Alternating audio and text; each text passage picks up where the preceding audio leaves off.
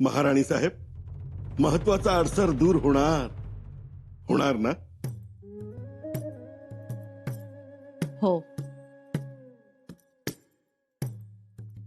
राणू अक्का सासरी जाणार ना? जाणार म्हणजे तयार झाले. आम्ही तर त्यांच्यासोबत पाठवायचे जिन्नसही त्यांच्या संदुकीत भरून ठेवलेत.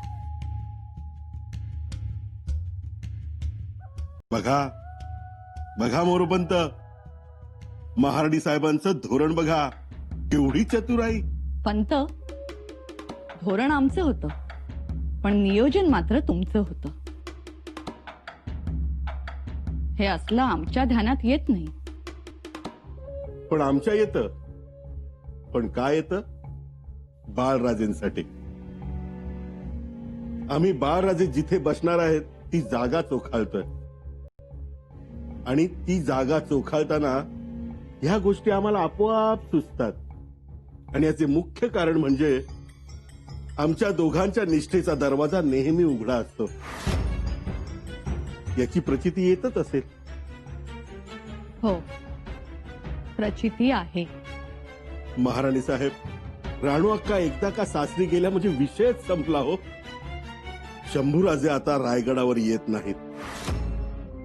तुम्ही घरच्यांना आणि आम्ही बाहेरच्यांना कोलदांडे घालतो. मग काय कामच झालं. काय मोरोपंत? तुम्ही बोलत का नाहीत? तुम्ही काय बोलताय तेच मला कळत नाही. हा, काय झालं? मगाशी सदरेवर तर ठीक होतात, मग आता आमची प्रकृती बरी नाही. काय होतंय? काय अंग थोडं गरम आहे, अंगात कणकणी आहे. महाराणी साहेब, आम्हाला परवानगी द्यावी. तुम्हाला आजाराने गाठलं का ऐन मोक्यावर तुम्ही आजाराला गाठताय? महाराणी साहेब, येतो आम्ही.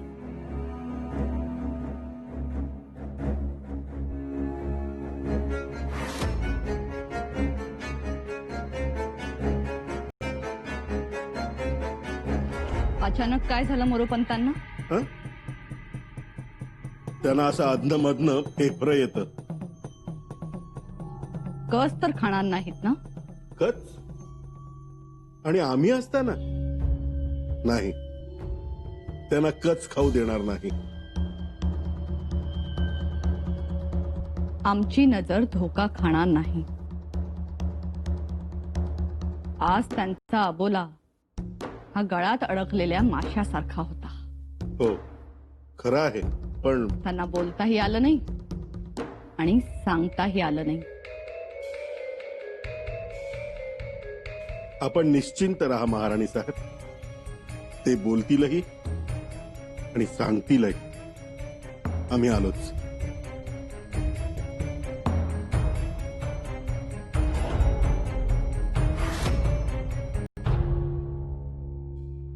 थांबा मोरोपंत. अहो, आम्ही आहोत मागे. थांबा. काय झालं? सुर्नीस अति सर्वत्र वर्जते. आता थांबूयात आपण. कारण आपण युवराजांना जसे समजत होतो तसे युवराज नाहीत. थांबा.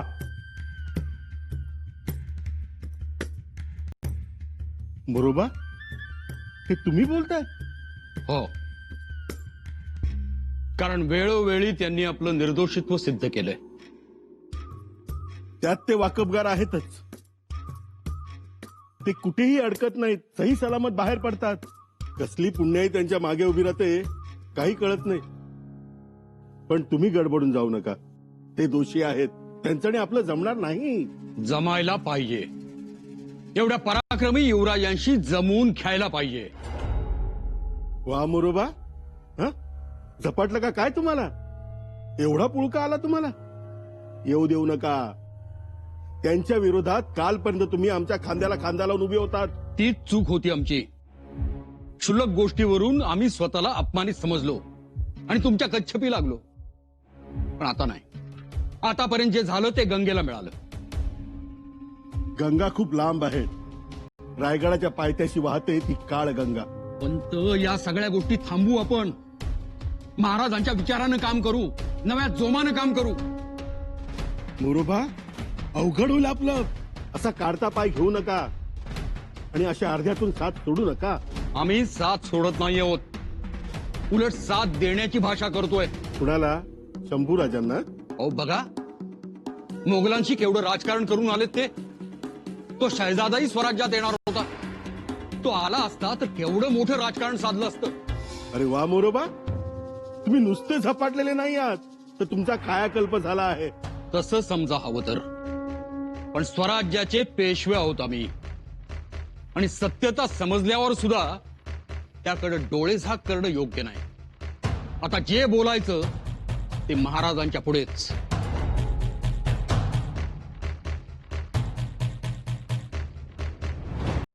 बघतोच कसे बोलताय महाराजांपुढे ते. आबासाहेब, एक विनंती आहे तुम्हाला. विनंती कशाला सोनबाई? बोला. आपण तातडीने पन्हाळगडी जावं आणि युवराजांना भेटावं. आमच्याही मनात तेच आहे. मग आपण केव्हा जाणार? आबासाहेब, तुमची आणि युवराजांची खूप दिवस झाले भेट नाही. खूप दिवस म्हणजे 2-2.5 वर्षे झाले भेट नाही हो.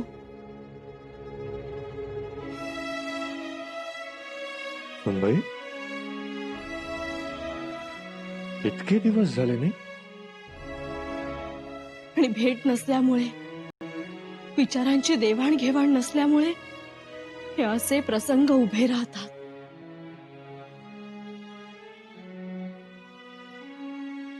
खरं तर सुनबाई, बंद दाराआड आमच्या दोघांमध्ये जी मसलत झाली होती त्याचाच हा एक भाग आहे. पण यापुढे आम्ही अधिक काळजी घेऊ.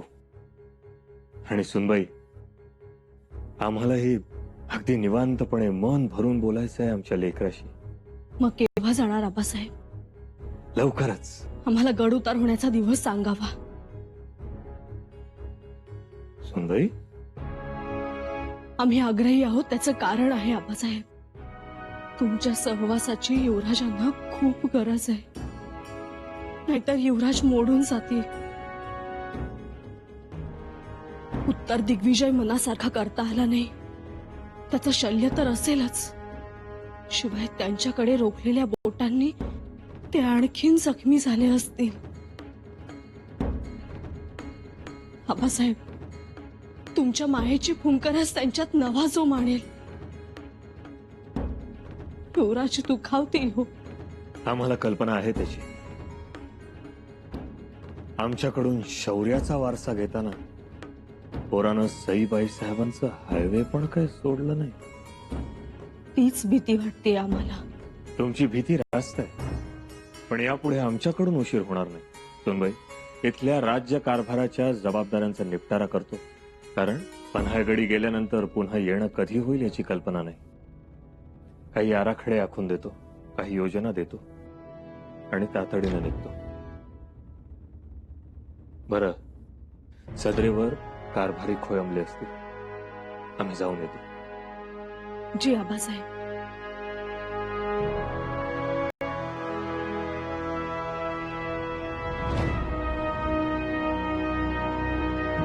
मला असं वाटतं महाराजांनी पन्हाळगडावर जाण्याची घाई करू नये. तुम्हाला काय वाटतं? अहो, मला तर वाटतं की त्यांनी जाऊच नये. अगदी रास्त बोललात.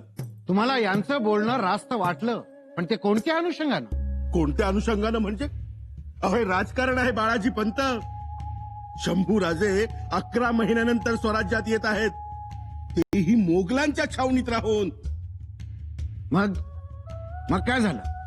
काय होतं बाळाजी पंत, कधी कधी शत्रूच्या मुलखात आपला माणूस 1-2 वर्ष राहून आला की त्याच्यावर पटकन विश्वास ठेवणं योग्य नसतं.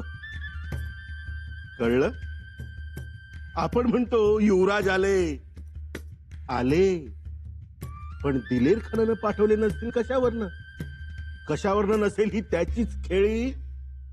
अहो 11 महिने राहिले म्हणजे बिर्याण्या खाल्ल्या, कंदुरी खाल्ली, मैफिली सजवल्या, त्या दिलेर खानाचा दिलरुबाही ऐकला आणि आत्ता याद आली म्हणून छावणीतून निसटले. हा सगळा बनाव नसेल कशावरून? राहुजी, यात काहीही बनाव नाही.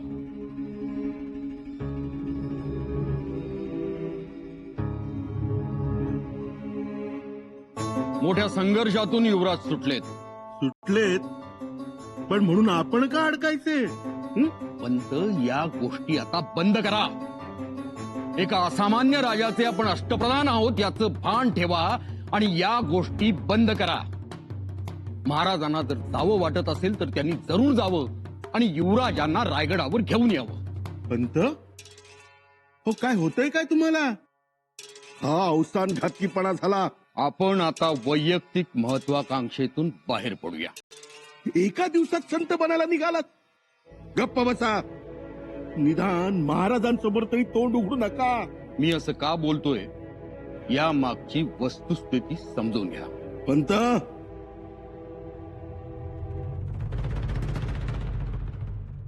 राणूबाई साहेब, हा माफ करा, राणीबाई साहेब म्हणलं पाहिजे तुम्हाला. काहीतरीच काय हो. काहीतरीच नाही काय. अहो तुम्ही कामच असं केलंय. नवऱ्याच्या कर्तबगारीनं बायकोची मान उंचावते, पण तुमच्या कर्तबगारीनं आज आमची मान उंचावली. खरंच अभिमान आहे आम्हाला तुमचा. महाराजांनी तर केवढं कौतुक केलं. रायगडावर ज्याच्या त्याच्या तोंडी तुमच्या धाडसाचंच कौतुक आहे. आई अण्णा बी लई खुश झाल्यात. खरंच? खरंच. आणि तुम्ही येणार तेव्हा अख्खं गाव गुड्या उभारणार आहे. पण आम्ही परस्परच निघून गेलो. तुमची संमती घेतली नाही जाताना. या समध्या सोपस्कारापेक्षा तुम्ही शंभूराजांच्या मागे तातडीनं जाणं गरजेचं होतं. तुम्ही गेलात, त्यांच्यावर सावधपणे देखरेख ठेवलीत, त्यामुळे वाईट काही झालं नाही. तुम्हाला तिथे जावं लागलं, तुम्ही गेलात, छावणीत राहावं लागलं, त्रास झाला, सतत काळजी, काय होईल काय नाही, झोप नाही, तो दिलेर खान समोर. पण आता नाही. आता तुम्ही घरी चला आणि आराम करा. इकडचं भांड तिकडं ठेवायचं नाही. आता आम्ही तुमची सेवा करणार. मागेल ती वस्तू तुमच्या हातात आणून देणार. आता 2 पावलं बी चालायचं नाही. लोड तक्क्याला टेकून आरामात बसायचं. काय हो हे? कोणी ऐकलं तर काय म्हणतील? राणू, लखुजी राजे जाधवांच्या घराण्यात शौर्याची परंपरा तर आहेच, पण त्यात बायकाही धाडसात शौर्यात कमी नाही. त्या निजामाच्या दरबारात नवरा आणि 4 मुलांवर तलवारीनं हल्ला चढवला गेला. कत्तल झाली. लखुजी राजांच्या पत्नीनं म्हाळसाबाई साहेबांनी दरबारातून 5 प्रेत घोड्यावर घालून दौलताबाद देवगिरीहून सिंदखेडला आणली. त्यांच्या चितेला अग्नी दिला, पण डगमगल्या नाहीत त्या. पुन्हा त्यांनी नातू पंतूंच्या मनगटात ताकद आणि छातीत हिंमत भरली. त्यांच्या लेकी सुनाही धाडसात कमी नाही हे सिद्ध केलं तुम्ही. शाबास. बस, तुमची शाबासकीची थाप मिळाली. आमच्या सगळ्या त्रासाचं कष्टाचं सोनं झालं. आता काळजी फक्त एकच आहे. अनाजी पंतांच्या डोक्यात काहीतरी शिस्त आहे. आम्ही गडावर राहू नये आणि तुम्हाला घेऊन लवकर गावी निघून जावं अशी त्यांची घाई आहे. त्यामागचा हेतू अजून समजला नाही. त्यामागचा हेतू एकच, दादासाहेबांना विरोध. आम्हाला माहिती आहे त्यांना दादासाहेबांना रायगडावर येऊ द्यायचं नाही आणि दादासाहेबांना या म्हणणाऱ्यांनाही इथे थांबू द्यायचं नाही. याचा सोक्ष मोक्ष लावलाच पाहिजे.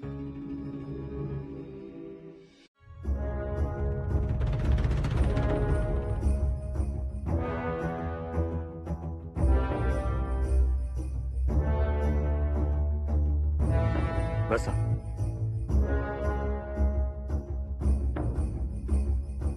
आम्ही पन्हाळ्याला जायला निघालो. शंभूराजेंना भेटायला.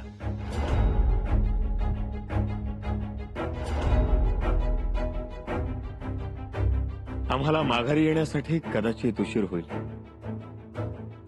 हीच बाब आम्हाला अष्टप्रधान मंडळाच्या कानावर घालायची होती. आणि दुसरी गोष्ट म्हणजे माफी असावी महाराज. परंतु आपले जाणे जरुरीचे आहे. होय. नाही म्हणजे जायचंच असेल तर काही दिवस थांबून जावे.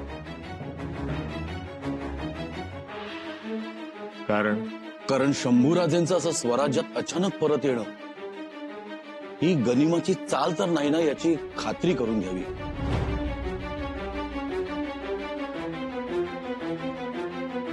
राहुजी, गनिमाची चाल? शंभूराजे इथे येण्यात काय? हो म्हणजे असू शकते. शंभूराजेंना सोडवण्यासाठी, शंभूराजेंना पुन्हा स्वराज्यात घेऊन येण्यासाठी आपणच सगळ्यांनी प्रयत्न केलेत ना? हो, पण आम्हाच असं वाटतं की जायचं असेल तर आपण जावं, परंतु विलंबाने. महाराज, शंभूराजांच्या येण्या जाण्यावर प्रश्न उपस्थित करणं योग्य नाही. शंभूराजे आता स्वराज्यात आलेलेच आहेत. महाराजांनी जावं, उलट तातडीनं भेट घ्यावी. मीही त्याच मताचा आहे. हो, पण महाराज, जाण्यापूर्वी महत्वाच्या गोष्टींचा निपटारा करावा. म्हणजे पन्हाळगडावरून येताना विलंब झाला तरीही स्वराज्याची कोणतीही कामे अडणार नाहीत. त्यासाठीच आम्ही तुम्हाला इथे बोलावलंय. सदरेवर खोळंबणारी कामं काय आहेत ती सांगा. त्याचा निपटारा करूया. बघू. महाराज, काही मोहिमांच्या हिशोबाचा ताळमेळ लागत नाही. कोणाच्या मोहिमा? बहुतांश मोहिमा पेशवे साहेबांच्या आहेत.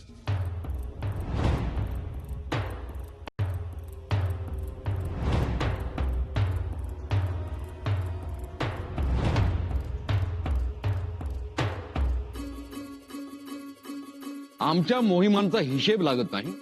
हो, ठीक. आणखीन काही? महाराज, एक महत्वाचा निवाडा करायचा आहे. चिमणाजी देशपांडे खेडबारे येथील. आणखी? महाराज, कोकणात काही बांधारे बांधायचे आहेत. तसेच घाट रस्ते नव्यानं आखणी करायचे आहे. आणि स्वराज्यातील 216 गावांना तगाई माफ करायची आहे. ठीक आहे. संबंधित कामांना आमची अनुमती आहे. खर्चाचे सगळे तपशील आमच्याकडे पाठवून द्या.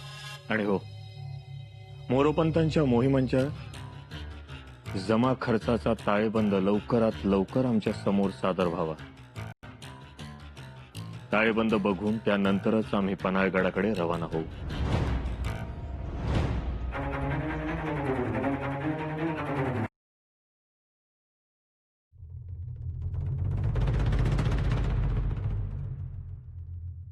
पंत, आता हे खुसपट काढलं.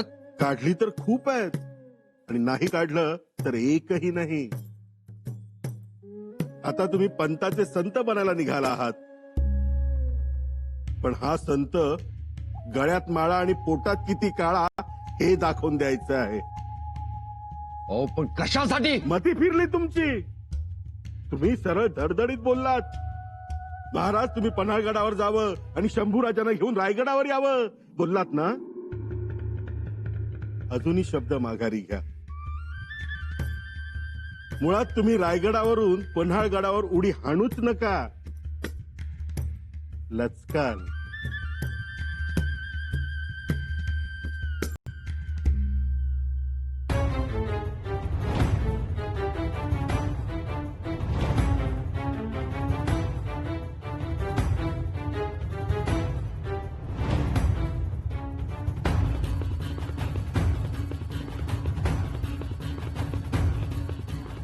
राणू अक्का?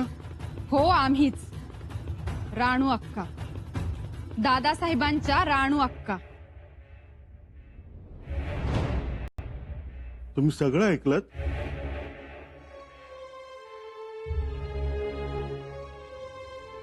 शब्दान शब्द ऐकलाय आम्ही.